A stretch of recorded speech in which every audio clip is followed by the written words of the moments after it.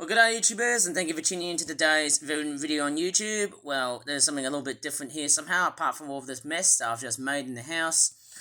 But underneath this beaker here, where, strangely enough, lies inside a little critter who has decided to try and take a bit of shelter. And you can actually see it fluttering out here. Let me just lie down just a little bit.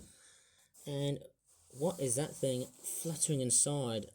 It's a moth. I probably think it's a moth. And oh, there it is. Did you see that? That was a little blighter right there. Maybe if I come along and catch this thing again, it's trying to get out into the sunlight. Maybe if I can try and take a photo of that thing there to examine it. And it's just doing a little runner. And I've just captured the little blighter here. It is straightforward chasing after some sunlight. That's what they normally do. It's about 23 degrees Celsius where I live, so I wouldn't call this straightforward scorching hot. I would probably say it's pretty much normal, or above normal, I guess.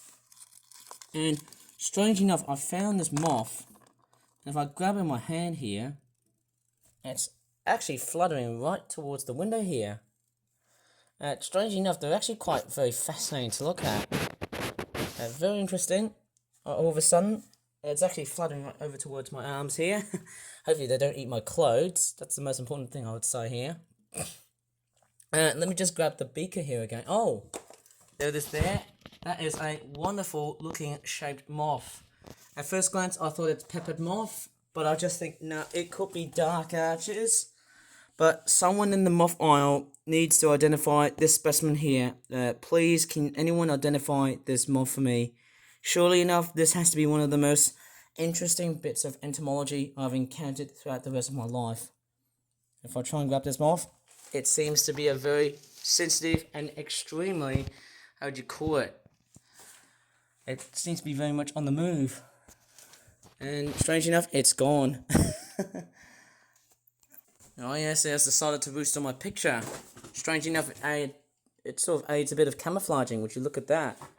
Just a beautiful specimen. And it's just flown off from my arm here. I don't know where the damn thing is. Ah, it's right over where my chair is. I haven't really worked out what moth specimen it was. But if I turn over, the moth is gone. I mean, bloomin' hell. How the heck did I just get a moth in the house? I don't know what specimen it is. I need to let this thing free. But I might as well work it out later on. And actually, while thinking of moths, I actually haven't really had a good look at moths, so much so that there's actually so many different specimens of moths. And it's taken a while for an entomologist like me, well, a mediocre entomologist like me, to work out which specimen it is. And if I go to iNaturalist, it might be the large fringe bark moth, which might be this one right here. I think they're quite relatively common. Or it could be this carpet moth. They're quite relatively macro size. I think when you see a moth that design here, that sort of says to me it's quite big. What's this one there? A half-wing moth. That I think they're a bit small. Not quite totally sure. I'm sort of thinking about which moth is pretty much the most common. Definitely seen a lot of these carpet moths. The long fringe bark moth. I'm not sure if I've seen these a lot. They are very much common in Australia here, but for some reason, actually, hang on, that's not the one I'm actually after for. Let's go to the West Midlands, because that's the area that I live in.